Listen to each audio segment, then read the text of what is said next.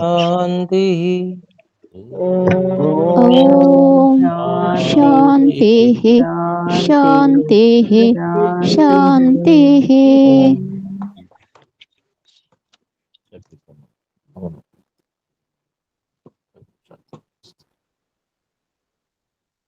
ओम योग दर्शन के तृतीय विभूति पाद के 14वें सूत्र को हम पढ़ रहे हैं। इससे एक पैराग्राफ इसमें हम पढ़ चुके हैं भाष्य का। इससे पूर्व में यदि हम कोई शंका है तो पूछ सकते हैं हस्तोत्थापन द्वारा।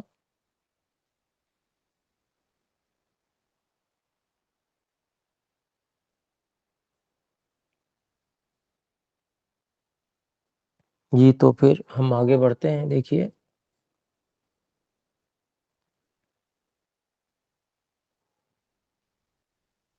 तो ये जो सूत्र है, भूतकाल, वर्तमान और भविष्य के धर्मों में रहने वाला तत्व धर्मी होता है। तो धर्मी के स्वरूप को बताने वाला ये सूत्र, इसमें एक पैराग्राफ जो हम पढ़ चुके हैं।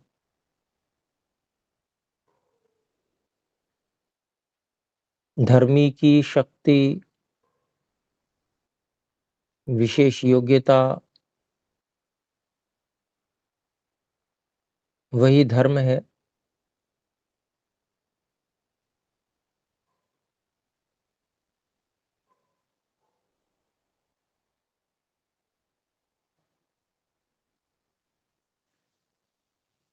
और उसमें अनेक धर्म हो सकते हैं।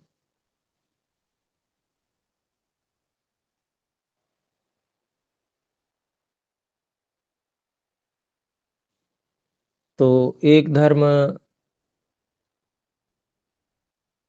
भूतकाल में हो सकता है, एक वर्तमान में हो सकता है, एक भविष्यत काल में हो सकता है। ऐसा यहाँ पर हमने जाना। आगे बढ़ते हैं। तत्र ये खलु धर्मिणो धर्मः शांता उदिता अव्यपदेश्याश्चेति।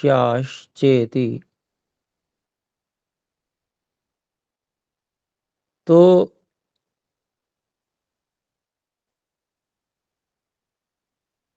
उस धर्मी में ही जो निश्चित रूप से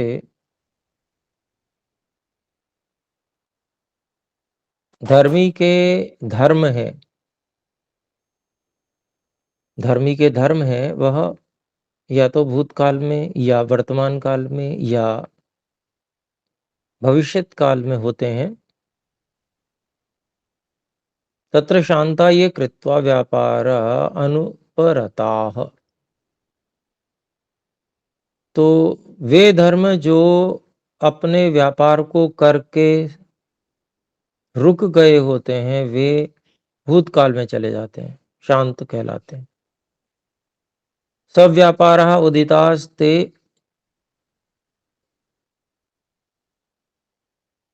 सव्यापारः उदिताः। और उदित वो होते हैं जो अपने व्यापार के साथ में, अर्थात अपने व्यवहार में होते हैं, अर्थात उनका व्यवहार चल रहा होता है, तो वो वर्तमान होते हैं, उदित हैं।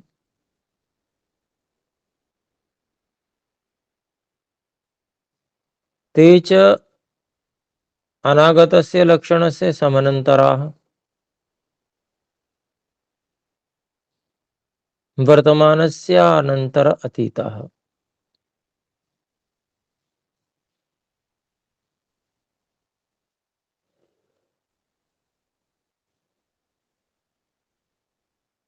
और वे धर्म भविष्यत लक्षण के ठीक बाद में होते हैं, समानांतर होते हैं, पश्चातवर्ती होते हैं। और वर्तमानस्य अनंतरा अतीतः, और वर्तमान के ठीक बाद में अतीत होते हैं, अतीत लक्षण आ जाता है। तो ये सारी बात हम वैसे भी जानते हैं, बस संस्कृत भाषा में ऋषि समझा रहे हैं यहाँ पर। फिर आगे कहते हैं, किमर्थम अतीतस्य अनन्तरः न भवति वर्तमानः, न भवन्ति वर्तमानः। तो जो अतीत है उसके ठीक बाद में वर्तमान क्यों नहीं होते? वर्तमान लक्षण में जो धर्म है वो वर्तमान लक्षण में क्यों नहीं आ जाते अतीत के ठीक बाद में? भाई अतीत के बाद फिर सीधे वर्तमान आता है? नहीं, वर्तमान नहीं आता, भविष्यत आता है।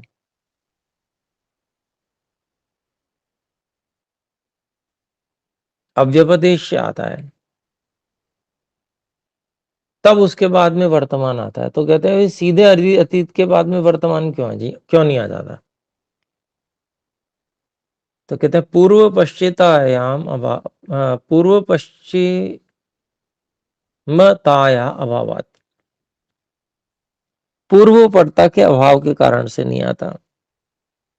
वो एक क्रम है, उसी क्रम से आएंगे। ऐसा नहीं है कि भाई कोई किसी के बाद में आ जाए। उसमें एक क्रम है, पूर्व और पश्चिमता का एक क्रम है।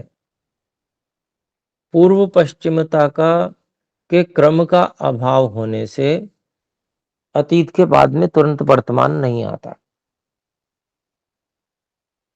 फिर आगे कहते हैं यथा अनागत वर्तमानयोः पूर्व पश्चिमता नाएवम् अतीतस्य। जैसे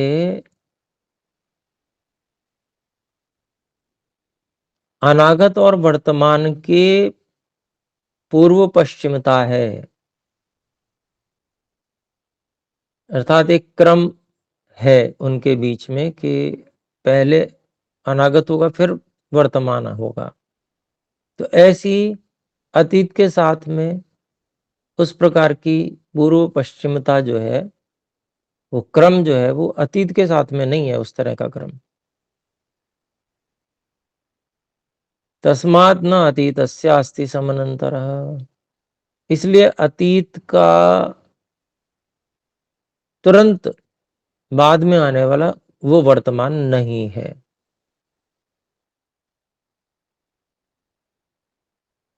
अतीत के ठीक पश्चातवर्ती वह वर्तमान नहीं है। तद अनागत एव समनंतरो भवति वर्तमानस्य इति।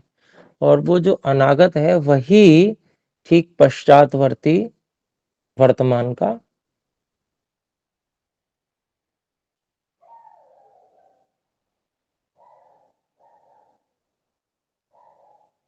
समानांतर हो, पूर्ववर्ती, पश्चातवर्ती नहीं। तो वह अनागत ही ठीक पूर्ववर्ती होता है वर्तमान का।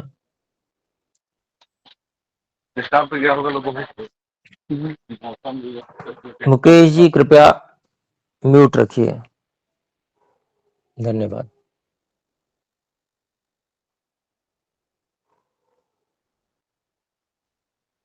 तो यहाँ पर जो है पूर्वपरता जो बिल्कुल ठीक ठीक है, जिसकी जैसी है वैसा ही उसको समझा जाएगा, जाना जाएगा। किसी को भी किसी के ठीक पश्चात नहीं बताया जा सकता, ऐसा यहाँ पर क्रम बताया। फिर आगे कहते हैं अथव्यपदेश्याः के। तो भविष्यत लक्षण क्या कौन से हैं? तो बताते हैं सर्वम सर्वात्मकम इति।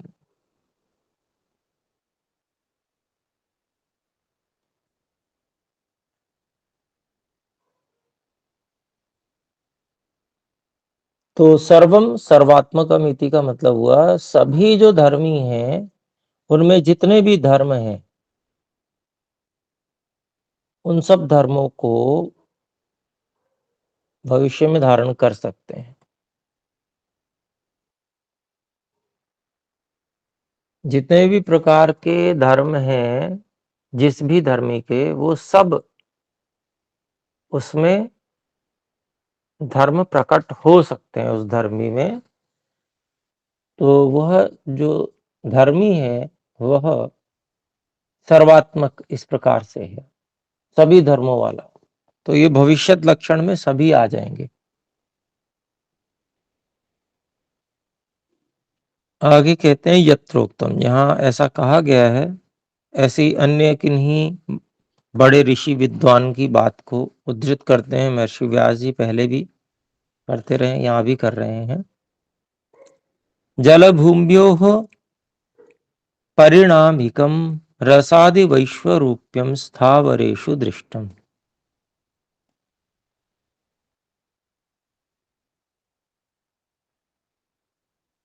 तो जल और पृथ्वी के संयोग के परिणाम से उत्पन्न परिणामिकम रसादि वैश्वरूप्यम, रस आदि विविध जो स्वरूप हैं वो उत्पन्न हुए हुए स्थावर जितने भी वृक्ष आदि हैं उनमें देखे जाते हैं। तो वहां पर जल और पृथ्वी के संयोग से षड्रस उत्पन्न होते हैं, है ना, 6 रस। उन्हीं को अनेक रस के रूप में यहाँ पर बताया गया है।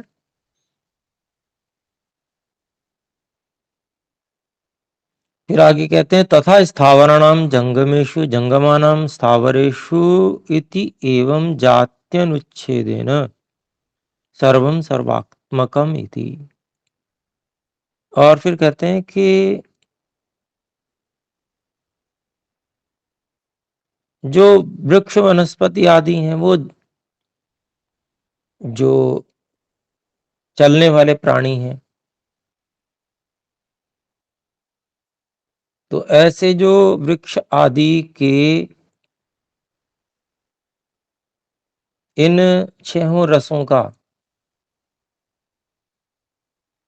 चलने फिरने वाली जो प्राणी हैं उन प्राणियों में उपयोग देखा जाता है, क्योंकि सभी जो चलने फिरने वाले प्राणी हैं वो स्थावरों से भोजन प्राप्त करते हैं।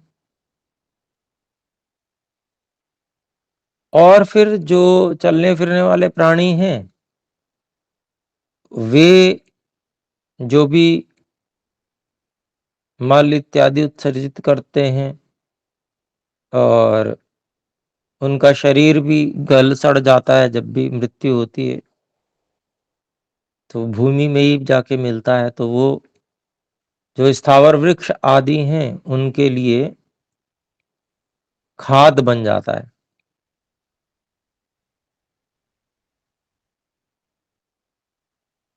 तो इस प्रकार से एक दूसरे के लिए उपयोग होने से जाति अनुच्छेदेन, प्रत्येक जाति का उच्छेद न होने से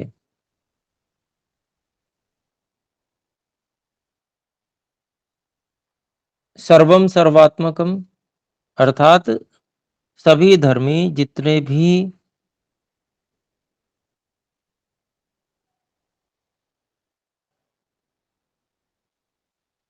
उनमें भाव हैं उन सभी भावों को अर्थात धर्मों को वो धारण कर सकते हैं। सभी स्वरूपों में वो आ जाते हैं, क्योंकि यहाँ हमने आहार का उदाहरण दिया, उसका आहार वो बन रहा है, उसका आहार वो बन रहा है। स्थावरों का जंगम आहार बन रहे, जंगमों का स्थावर आहार बन रहे हैं। और वास्तव में जो संयोग है वो किसका है? जल और भूमि का, जिसमें से 75% पानी है और 25% भूमि है, ऐसा आजकल के वैज्ञानिक लोग भी बताते हैं। तो सब कुछ है का सारा खेला किसका है? ये जल और भूमि का है। धर्मी कौन है? जल और भूमि है, लेकिन उसी से स्थावर और उसी से जंगम, अर्थात जो प्राणियों के शरीर, चाहे वो वृक्ष आदि के शरीर हों, चाहे चलने फिरने वाले प्राणी हैं उनके शरीर हों, सबके इसी से ही, इन्हीं षड रसों में से तैयार हो रहे हैं और एक दूसरे का उपयोग भी कर रहे हैं इस तरह से। जितने भी धर्म है, ये जल और भूमि के ही धर्म हुए सारे के सारे, और उस धर्मी के ये धर्म कभी वर्तमान लक्षण में, कभी अनागत लक्षण में, कभी नहीं, कभी अनागत लक्षण में, कभी वर्तमान लक्षण में, और कभी अतीत लक्षण में आते रहते हैं। कि बहुत बड़ा उदाहरण है ये, मतलब ये हम समझें कि धर्म और धर्मी का बहुत बड़ा उदाहरण यहाँ पर दे दिया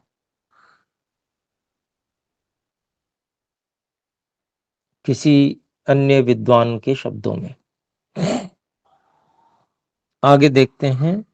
देश कालाकार निमित्तापबंधनान्न खलु समान कालमात्मनामभिव्यक्तिरिति। समान कालमात्मानमभिव्यक्तिरिति। इसको अलग अलग करते हैं। देश काल आकार निमित्त अपबंधनात्,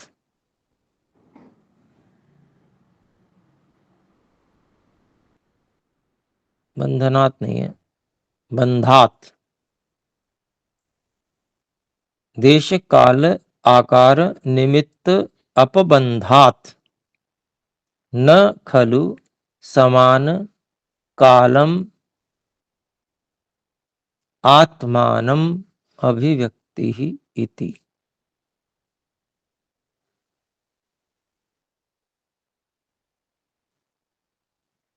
स्थान देश हो गया, काल ऋतु 6 ऋतुएं हैं, आकार आकार विशेष हो गया, निमित्त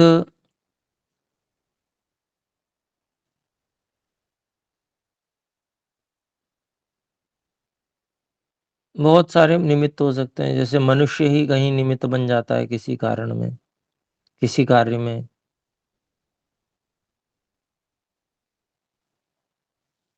जैसे जंगली सुअर होते हैं तो वो निमित्त बन जाते हैं नए वृक्षों की उत्पत्ति में।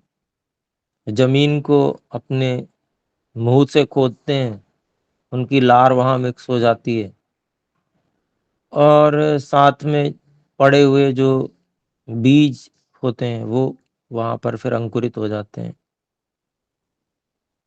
ऐसे बहुत सारे निमित्त होते हैं।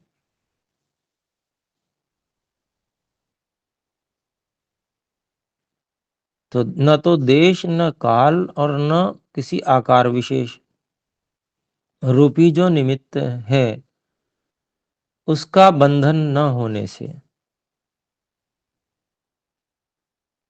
न खलु समान कालम आत्मानम अभिव्यक्ति ही। एक ही समय में प्रत्येक स्वरूप की अभिव्यक्ति नहीं होती।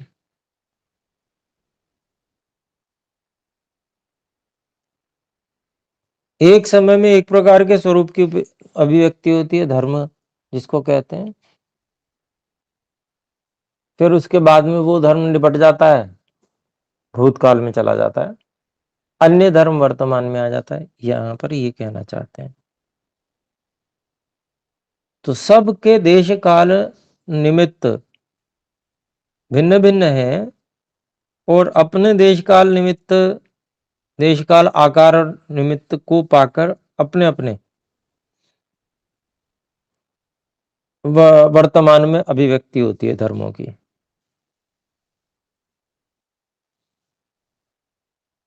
सभी एक साथ एक ही समय में एक ही स्थान पर सभी धर्म अभिव्यक्त हो जाएं तो ऐसा नहीं होता है, ये बता रहे हैं।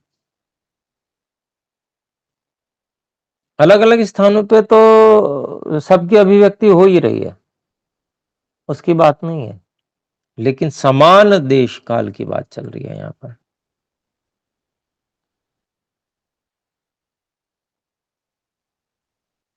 आगे कहते हैं य एतेषु अभिव्यक्ति अनभिव्यक्तेषु यह एतेष्वभिव्यक्तानभिव्यक्तेषु धर्मेष्वनुपाति सामान्य विशेषात्मा सोऽन्वयी धर्मी। इसको अलग अलग करेंगे। यह एतेषु अभिव्यक्त अनभिव्यक्तेषु धर्मेषु अनुपाति सामान्य विशेषात्मा स अन्वयी धर्मी। जो इन सभी अभिव्यक्त अर्थात प्रकट, अनभिव्यक्त अर्थात जो अप्रकट हैं उनमें, धर्मेषु ऐसे धर्मों में अनुपाति रहने वाला, सामान्य और विशेष स्वरूप वाला, वह अन्वयी जो प्रत्येक अवस्था में अर्थात प्रत्येक जो भी धर्म अभिव्यक्त या अनभिव्यक्त हो, सभी अवस्थाओं में जो रहता है वह धर्मी है। वह धर्मी कौन सा है? तो पिछला उदाहरण जो दिया था वो उसमें जल और भूमि वो धर्मी है। वो हर हाल में सब जगह मिलेगा। जल और भूमि हर हाल में, जितने प्रकार हैं, जितने शरीर परमात्मा ने ये विविध सृष्टि बनाई है, ये अलग अलग कितने प्रकार के चल और अचल प्राणी, वृक्ष से लेकर, और वो मतलब वृक्षों की ही गणना नहीं कर सकते हम, तो पगला जाएं समझ लीजिए उसको देख कर ही कि भाई कहाँ तक गिने इसको। इतने सारे धर्म जो है ना, इन सब में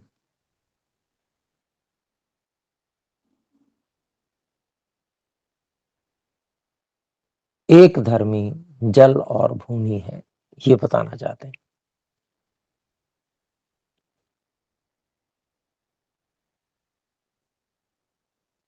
आगे कहते हैं यस्य तु धर्म मात्र एव यस्य तु धर्म मात्रमेवेदं निरन्वयम् तस्य भोगाभावः कस्मात्।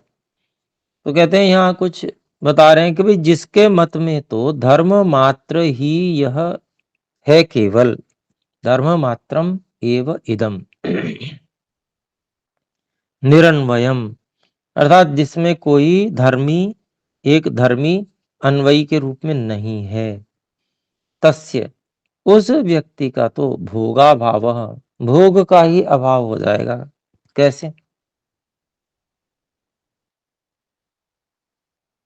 धर्मी को मानता नहीं, वो धर्म मात्र को मान रहा है।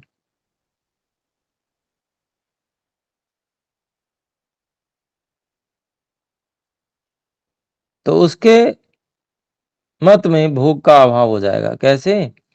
अन्येन विज्ञानेन कृतस्य कर्मणो अन्यत् कथम भोक्तृत्वेन अधिक्रियते।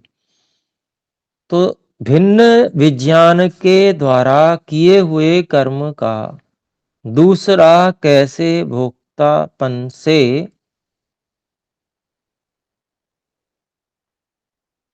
अधिक्रियत, उसको कैसे भोक्तापन से उसको अधिकारी बनाया जा सकता है किसी और के द्वारा किए गए कर्म का, यानी कि कर्म किसी और शरीर ने किया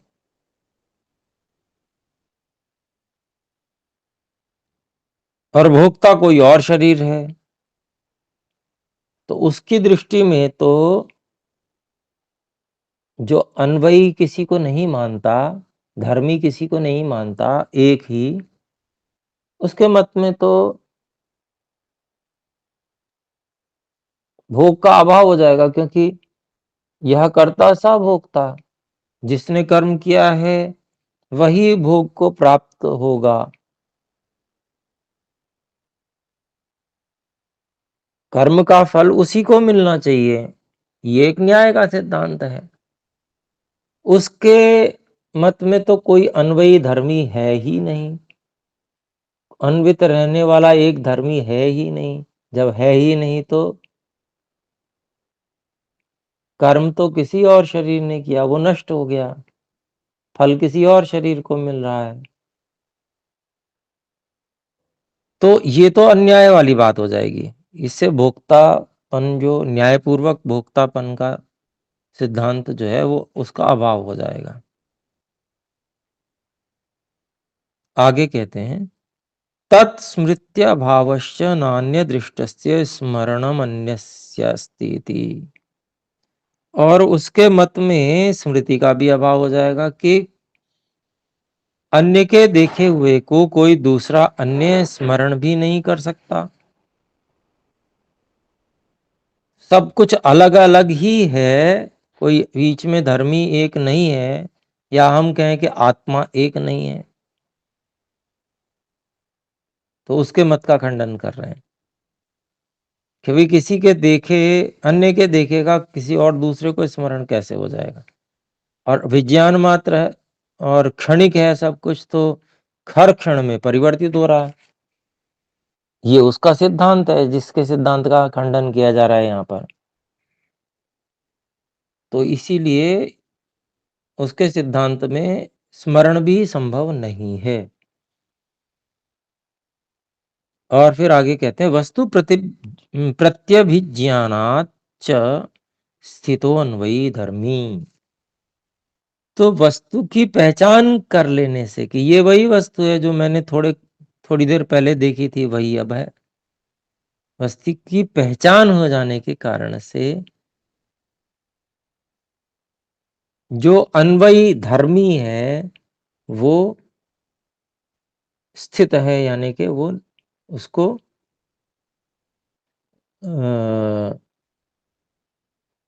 प्रत्येक स्थिति में समान रूप से अन्वित माना जा रहा है, स्थिर माना जा रहा है कि वो है सबके साथ में, सभी स्थितियों में वो विद्यमान है।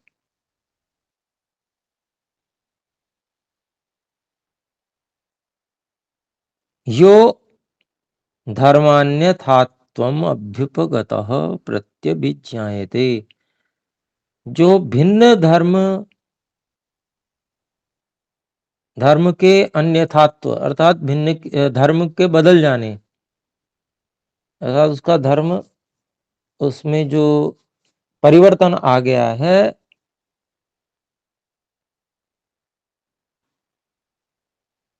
उस परिवर्तन को प्राप्त हो गया है वह, लेकिन फिर भी प्रत्यभिज्ञायते, फिर भी उसको पहचान लिया जाता है।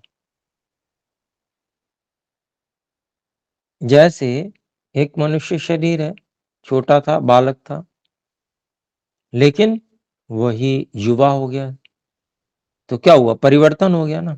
वैसा तो बिल्कुल भी नहीं रहा, छोटा सा जो था। तो उसमें जो धर्मी है वही तो अपने आप को पहचानता, मैं वही तो हूं जो मैं बचपन में था। अगर ऐसा नहीं होता तो, धर्मी एक नहीं होता तो कैसे व्यवहार ही नहीं चल पाता। तो कहते हैं आगे, तस्मात् नेदम धर्म मात्रम निरन्वयम इति। इसलिए ये जो बात कोई कहता है कि केवल धर्म मात्र है, कोई उसमें अन्वयी धर्मी नहीं है, तो उसकी बात ठीक नहीं है। तो ये सूत्र संपूर्ण हुआ। तो अभी विराम करते हैं, इस पे विचार कीजिए। जो कोई बात समझ में नहीं आई हो तो अगली कक्षा में पूछिएगा। आइए हम सब मिलकर एक बार ओम का उच्चारण करते हैं।